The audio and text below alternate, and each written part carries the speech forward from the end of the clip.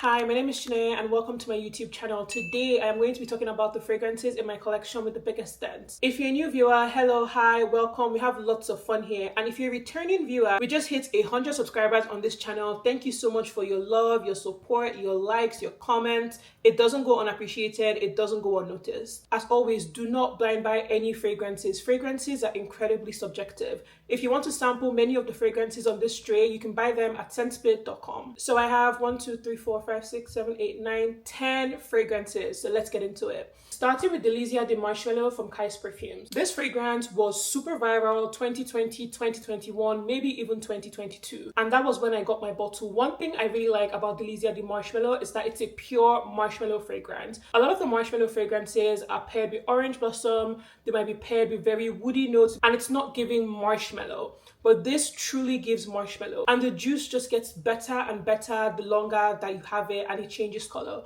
You can see mine is like really dark.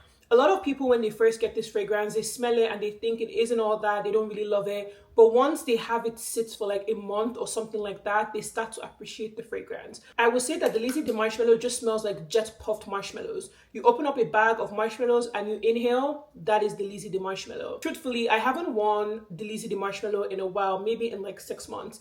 I don't know, I feel like my nose right now has advanced beyond this fragrance. Whenever I smell this fragrance, I can remember why I like it, but there's something in the background that is starting to rub me the wrong way. Kai's fragrances are available at Lucky Scent. They are also available directly through their website.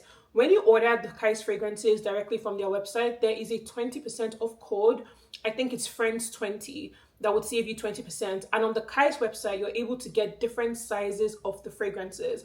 On Lucky Scent, you can only get like the big, I think 50 ml or 100 ml bottle. So if you're ordering directly from Kai's, you have more options for the sizing. You get to save a little bit more. But if you order directly from Lucky Scent, you do not get any significant savings and you can only get one size. So who you buy your Kai's fragrance from really depends on you. How soon do you want the fragrance? Do you want it in a different size? And how much are you willing to save? Hibiscus Mahajad by Maison Crivelli. To know me is to know that this fragrance is the closest that I will ever get to a signature scent. When most people in my life smell this fragrance, they hear people talk about this fragrance, they think about me. Hibiscus Mahajad is my easy reach fragrance on a night out. If I'm going to an event, a party, someone's birthday dinner, a date night, whatever that is occurring in the evening, Hibiscus Mahajad is going to be the fragrance that I reach for. When I don't want to think about it, just like a grab and go fragrance, Hibiscus Mahajad.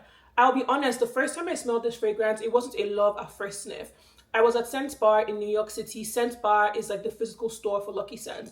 I was there, I've been smelling a bunch of stuff. I sprayed it on my skin and honestly, all I got was the smell of leather. Granted, I was very new in my fragrance journey. I took a sample home. 3 months later, I tried that sample and the rest is history. Hibiscus Mahajad might actually be one of the biggest dents I have in my perfume collection.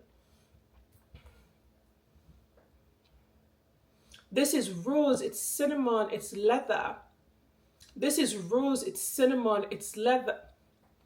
This is rose, it's cinnamon, it's leather, it's hibiscus, it's mint. Personally, I don't get a lot of the mint in Hibiscus Mahajad, but a lot of people do. Some of my favorite things about Hibiscus Mahajad are that 1, it pulls compliments like nobody's business. 2, it is superior when it comes to longevity. Longevity, check. Projection, check. Sillage, check. By the way, those are not all the same thing. Longevity is how long you can smell the fragrance on your skin, on your clothes. I think of projection as how does the fragrance radiate off your skin? How far away do people need to be from you to be able to smell the fragrance? That is what I think of when I think of projection. And to me, sillage is how a fragrance hangs in the air after you walk by. So you come into a room, you're there for a couple of minutes and you step out. When people walk into that room, are they able to still smell your fragrance? So that's kind of like the difference between longevity, sillage, and projection. Hibiscus Mahajad does all three fantastically. I don't know if I mentioned, but this also has a rose note. The rose here isn't a fresh, syrupy, sugary rose. The rose here is more of a darker, grungier, more sensual rose. Quentin Bish is a genius, a sorcerer maybe, and whatever he puts in this fragrance, chef's kiss. I guess that goes without saying, but I will repurchase a bottle of Hibiscus Mahajad. I will always have this fragrance in my collection, always. Match Made in Heaven by Source. Source is another indie brand that is known for their gourmands. Caitlin at Source had knows she is so talented. She is able to just create the most masterful creations. They're so well blended. They're able to transport you exactly to the image that she has describing the fragrances. She's a genius and I love so much of her work. Even the fragrances that I personally wouldn't wear, I can appreciate the amount of artistry, the composition, the blend that goes into her fragrances. Match Made in Heaven is a fragrance I saw everywhere. So many of my favorite creators rave about this fragrance. Now, the tricky part for me is that while I have never tried matcha, matcha does not appeal to me. It literally looks like it's going to taste like grass. And so whenever I see people going Google Gaga over matcha fragrances, matcha drinks, matcha everything, I'm not interested. I want no parts. But Layla, one of my mutuals, sent me a sample of Match Made in Heaven. I tried it and I was blown away. First of all, real matcha is very green and it's very earthy. And the reason people are going crazy over matcha drinks is because they are filled with sugar. And this is a sugared matcha. This is matcha, it's sugar, it's vanilla, it is so good. There's nothing earthy about this, it isn't super green. If you tried Princess by Kilian and you thought it didn't live up to like the fantasy of a creamy sugared matcha, you are going to love Match Made in Heaven by Source. My bottle is literally on its last leg. This is so good, and Match Made in Heaven is my most complimented gourmand fragrance. It actually beat out Bianco Latte, which is insane, because if you own Bianco Latte, you know how much of a crowd pleaser Bianco Latte is. Now, ordering from Source is a lesson in delayed gratification. Source is an indie business, so you can't just add the fragrances to your cart and check out. Many times there's a little bit of like a processing time for them to make your fragrance and ship it out to you. I waited 6 weeks for my bottle. I think now the wait time is around 3 weeks, but I promise you it is worth the 3 weeks. Add it to your cart, make the purchase, forget about it. And when it shows up at your door, you're going to come back to this video and tell me that it was worth the wait. I would repurchase Match Made in Heaven. I have already ordered my backup bottle and I got a bigger size. This one is the 30 ml. I got a 50 ml this time. Did I mention that I've only owned this fragrance for like 7 months? I know, that makes the Dents even crazier because I have so many fragrances to choose from and I consistently choose Match Made in Heaven. La Capitale by Xerjoff. When I first joined Perfume TikTok and started getting into perfumes, a lot of the perfume recommendations were gourmands and very feminine, very dainty, very girly fragrances, or very musky, your skin but better fragrances. And I very quickly realized that that is not my preferred fragrance category. I prefer darker, more mysterious kind of fragrances, more sultry kind of fragrances. And La Capitale was doing its rounds at that time. La Capitale was like the poster child for, oh, you like kind of sweet fragrances, but you want them to have a darker edge, get La Capitale. At the time, it was like my favorite dark, a little bit fruity kind of fragrance. But honestly, I haven't reached for La Capitale in maybe like 7-8 months, which is really, really surprising. La Capitale is primarily a caramel, strawberry, leather, and amber fragrance. And I think my problem with this fragrance is the way the leather is done. Every house has the notes that they execute very, very well. And I'm coming to learn that Xerjoff's execution of the leather note is not my favorite. This is bold, it's a little bit sweet, but not syrupy sweet or gourmand. And then it's on a base of like a dark, rich, like leather and warm amber. It's a fantastic fragrance, but I don't know, something about the leather in the background kind of gets to me. And that is why I don't wear this fragrance as often as I should. This is very, very random, but I just had the thought that La Capitale would pair fantastically with Peachy's Revenge by Sarah Baker. I feel like it'll be able to sweeten up the fragrance a little bit more and add to like that fruity sultriness. Actually, I'm gonna try that and keep you guys posted on TikTok. If you do not follow me on TikTok, you're missing out on so much fun content. I'm gonna put my TikTok here. Let's be friends on TikTok too. So would I repurchase La Capitale? No, I wouldn't repurchase La Capitale. But if you're someone that is trying to dip your toes into darker, bolder, edgier fragrances, but you're a lover of caramel and fruity notes, I think this is worth getting your nose on. L'Interdit Rouge by Givenchy. I don't know if you can see this in the bottle, but this is maybe 10 ml left. L'Interdit Rouge, in my opinion, is one of the best designer fragrances on the market. This is such a fun, femme fatale, flirty kind of fragrance. L'Interdit Rouge is a warm, spicy white floral that has notes of ginger, blood orange, tuberose, jasmine, patchouli, and vetiver. Patchouli gets a lot of hate among the perfume lovers, but me, I am a big patchouli fan. Honestly, I didn't even know patchouli was that controversial. One of my signature scents for years in college was La Vie est Belle. I love that fragrance. I will get compliments all the time. That is a fragrance I will always defend. Then after years of wearing La Vie est Belle, I went on TikTok to find other perfumes that people recommended. And to my surprise, everybody hated La Vie est Belle. Like, they hated her guts. But turns out it's because the patchouli sticks out like a sore thumb for a lot of people. But I never got that. I thought La Vie est Belle was perfect.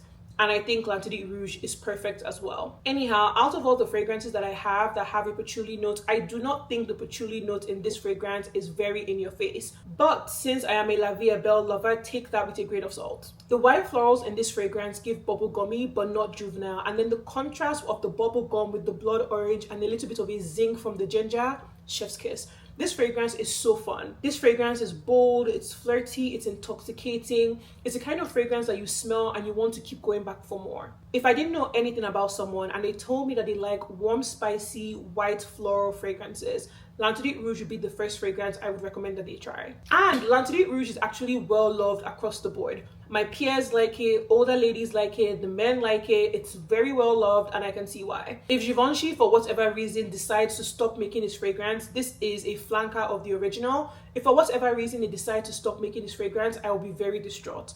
I would go out and literally buy like 5 bottles ahead of that.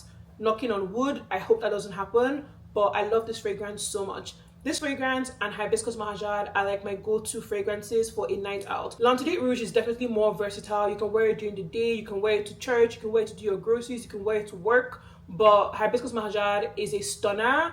And while you can do whatever you want, I do not think this is an appropriate work fragrance, you know? So yes, I will repurchase L'Interdit Rouge easily. Amore Cafe by Mancera. This is a fragrance that when it first launched, you could not escape it. Everybody was talking and loving this fragrance, myself included. It's supposed to smell like an affogato, and for people that aren't familiar, an affogato is like vanilla ice cream with coffee drizzled all over it, something like that.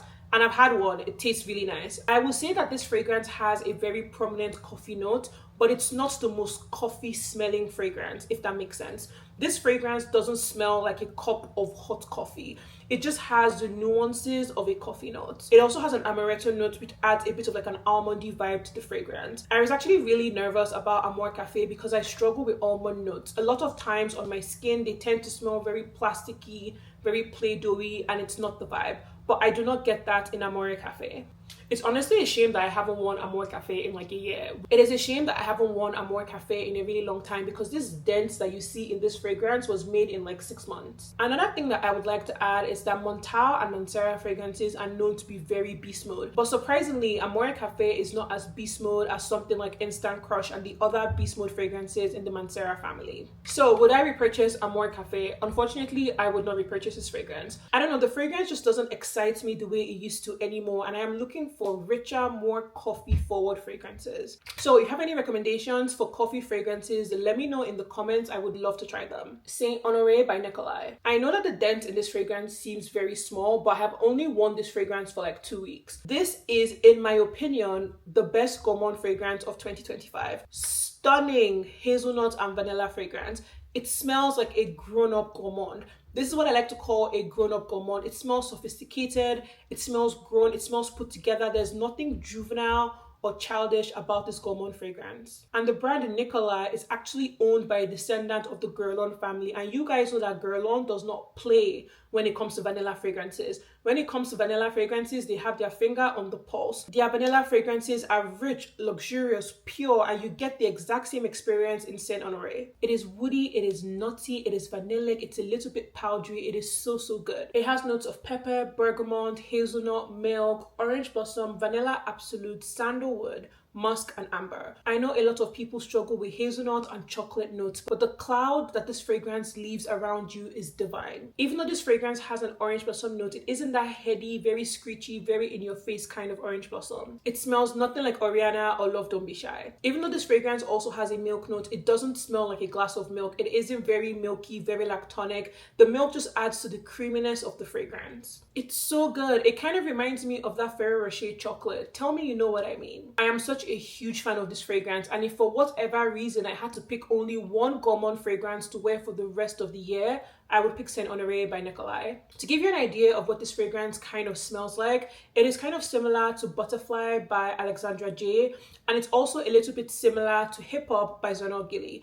I think it is most similar to Hip Hop by Zernal Gilly, but Hip Hop has more of that orange blossom. I would rebuy Saint Honoré in a heartbeat. And I love how my juice arrived already in a darker color. If you didn't know this, a lot of vanilla fragrances will darken in color the longer you've had them. And what that means for the fragrance is that the vanilla smell gets richer and more pronounced. So if you go out and buy a brand new bottle of Kayali Vanilla 28, your Kayali Vanilla 28 might look clear in the bottle, but then someone on TikTok, their bottle looks like dark brown or almost like black. You might get a bottle and the juice is purple and not clear. There is nothing wrong with your juice. The purple juice is actually better. And I forgot to add, Saint Honoré is honestly pretty affordable. It comes in a 100 ml size and also this 30 ml size. This 30 ml size is $89 if I'm not mistaken. And the full size bottle is maybe $175. So the barrier to entry is pretty low. It's a fantastic fragrance. I cannot say enough good things about Saint Honoré by Nikolai. Versano Matteo number 8. To most people's surprise, I'm actually not sure if I would repurchase this fragrance when I run out. I know that is insane because I am the #1 supporter of this fragrance, but I don't know, I feel like I need something new, something more exciting, because the summer releases this summer were horrendous. I was expecting so many fruity, fun, playful, flirty concoctions, and I was severely disappointed. This one is smoked pineapple, cinnamon, amber. The sillage on this fragrance, insane. 4th of July, I think 2024, I wore this fragrance to like a beach kind of party thing, outside by the ocean in an open space. I got so many compliments. I got 14 compliments in one night wearing this perfume. This fragrance is so long lasting. One time I put it on my jacket. I wore that jacket 2 days later, and my friend was asking me which fragrance I had on, and I didn't have on fragrance because I just took a flight. So I made sure I didn't wear fragrance for that flight. And she was like, "You smell like pineapples." And I was like, "That is ridiculous. There's no way I smell like pineapples." And then I realized I was wearing the same jacket from 2 days ago. That is Versano Matteo number 8 for you. If you want a bang for your buck, you want to smell nuclear, you want everybody to smell you, and you want to literally just leave this cloud of an intoxicating pineapple central in the air, this is the fragrance for you. I don't think there's anybody that has asked me for like a fruity perfume recommendation that I have introduced to this fragrance that didn't like it. It is a stunner. It is well loved. So many compliments. The atomizer of this fragrance is greedy. I have to tell you that. It uses so much product, but I promise you the compliments are going to keep rolling in. So yeah, the way it stands, I don't think I would repurchase a full-size bottle of Versano Matteo number 8. I want to try something new. Pineapple is honestly a note I have struggled with for a really long time. And this was the first pineapple fragrance that I smelled, and I was like, I don't feel like I'm going to puke, so I actually really like this. If you are a lover of fruity fragrances, you're a lover of pineapple fragrances, you want something that is bold and fun and life of the party, Versano Matteo number 8, perfect. Xerjoff Torino 22. The Torino line is very well loved on social media, especially among the fragrance bros. There's Torino 21, 22, 23, 24. 24 has a mango note. I don't think I've tried that one. 21 is the one that is most like a mojito. It's very lime heavy. I liked it, but it's not my personal favorite like mojito fragrance. This one is very different.